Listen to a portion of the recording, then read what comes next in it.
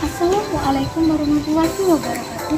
Halo semua, perkenalkan kami mahasiswi dari Program Studi Ilmu Kesehatan Masyarakat Fakultas Kedokteran dan Ilmu Kesehatan Universitas Jambi. Video ini kami buat guna untuk menyelesaikan salah satu dari tugas kelompok mata kuliah biostatistik dengan dosen pengampu Ibu Marta Butar-Butar SKM MIT. Drop it.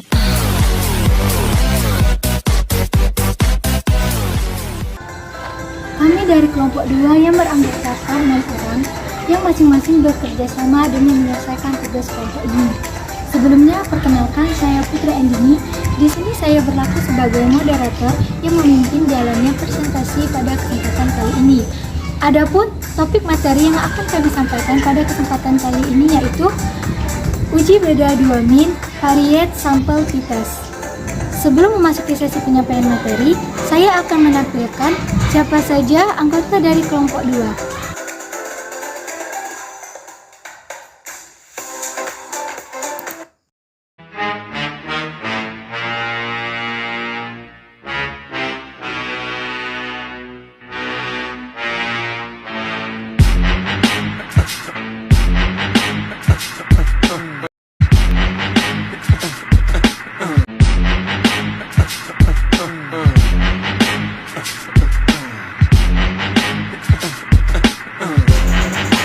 Langsung saja, ini dia video presentasi dari kelompok kami. Variat sampel t-test merupakan uji beda 2 sampel berpasangan. Sampel berpasangan merupakan subjek yang sama tapi mengalami perlakuan yang berbeda. Model uji beda ini digunakan untuk menganalisis model penelitian sebelum dan sesudahnya. Uji variat sampel t-test memiliki 2 syarat. Yang pertama, data yang dimiliki oleh subjek adalah data interval atau rasio. Yang kedua, kedua kelompok data berpasangan dan berdistribusi normal. Jika seandainya uji normalitas tidak terpenuhi, maka alternatif lain yang dapat digunakan adalah uji Wilcoxon, yang dimana uji Wilcoxon ini merupakan uji analisis non-parametrik. Dasar pengambilan putusan untuk menerima atau menolak HO yaitu sebagai berikut. Yang pertama, jika nilai signifikan lebih dari 0,05 maka HO diterima dan HA ditolak, artinya perbedaan kinerja yang signifikan. Lalu yang kedua, jika nilai signifikan kurang dari 0,05 maka HO ditolak dan HA diterima, artinya perbedaan kinerja yang signifikan. Rumus variat t-test. T sama dengan D per SD per akar N. Keterangannya, T sama dengan nilai T hitung, D sama dengan rata-rata pengukuran sampel 1 dan 2, SD sama dengan standar deviasi pengukuran sampel 1 dan 2, dan N yaitu jumlah sampel. Untuk menginterpretasikan variat sampel t-test terlebih dahulu harus ditentukan yang pertama itu nilai alfa, yang kedua itu DF atau degree of freedom, di mana N kurang K. Yang untuk variat sampel t-test DF-nya itu N dikurang 1, dimana N itu jumlah sampel tadi. Yang ketiga yaitu bandingkan nilai T hitung dengan nilai T tabel. Selanjutnya T hitung tersebut dibandingkan dengan nilai T tabel dengan tingkat signifikan 95%. Kriteria pengambilan keputusannya adalah yang pertama, T tabel besar dari T hitung, maka H0 diterima atau HA ditolak. Yang kedua, T tabel kecil dari T hitung, berarti H0 ditolak dan HA diterima.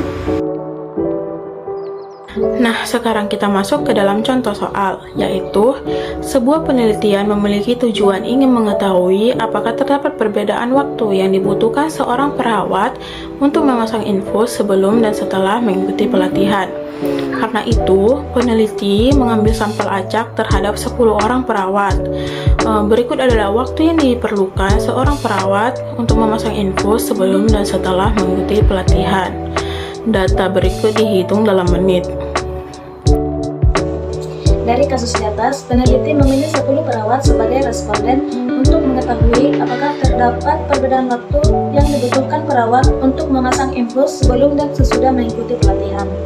Untuk contohnya, responden yang pertama sebelum mengikuti pelatihan membutuhkan waktu 6 menit untuk memasang infus, sedangkan setelah mengikuti pelatihan hanya dibutuhkan 5 menit untuk memasang infus.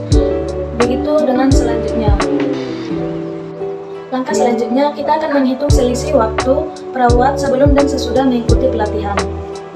Dengan rumus DI sama dengan XI 1 dikurang XI 2. Dan nilai dari 6 dikurang 5 sama dengan 1. Begitu juga dengan responden yang kedua sampai dengan responden yang ke-10. Lalu kita akan mencari D bar. Dengan rumus D bar sama dengan sigma DI per N, maka 1 ditambah 2 ditambah 0 ditambah 2 ditambah 1 ditambah 0 ditambah 1 ditambah 0 ditambah 0 ditambah 1 per 10 sama dengan 8 per 10 sama dengan 0,8. Setelah mengetahui nilai dari D bar, kita akan menghitung nilai dari DI dikurang D bar pangkat 2.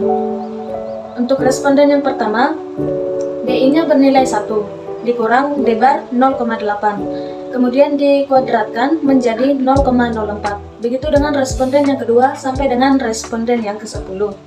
Selanjutnya, kita akan menghitung nilai standar deviasi dengan rumus standar deviasi sama dengan akar sigma DI dikurang D bar pangkat 2 per N dikurang 1 sama dengan akar 5,6 per 9. Maka dapat hasilnya akar 0,622 dan selanjutnya.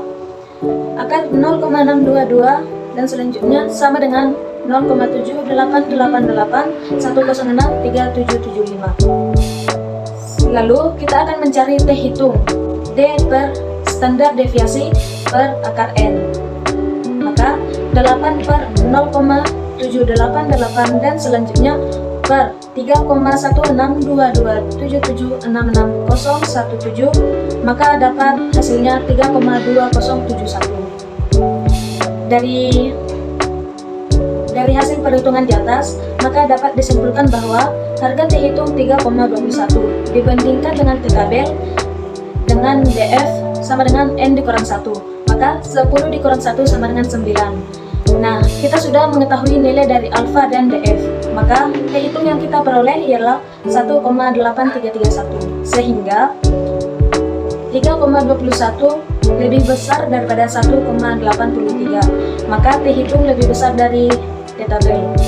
Dengan demikian, H0 ditolak, artinya ada perbedaan yang dibutuhkan perawat untuk memasang infus sebelum dan sesudah mengikuti pelatihan. Semoga teman-teman yang mendengarkan bisa